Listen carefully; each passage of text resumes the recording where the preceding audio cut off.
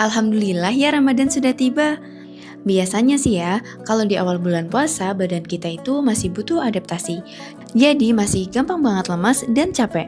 Apalagi nih kalau buka puasanya jajan sembarangan, mulai dari es, gorengan, makanan pedas, dan kita sering lupa minum air putih yang cukup waktu buka dan sahur.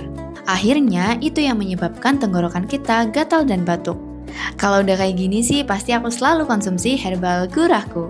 Perpaduan alami bahan herbal dari daun saga, daun senggugu, kencur, sambiloto, jinten hitam, mint, dan jahe. Setelah minum gurahku, dahak langsung keluar, tenggorokan langsung plong, dan nafas jadi ringan lagi. Ibadah pun jadi nggak terganggu. Yuk samaan kayak aku, selalu sedia gurahku.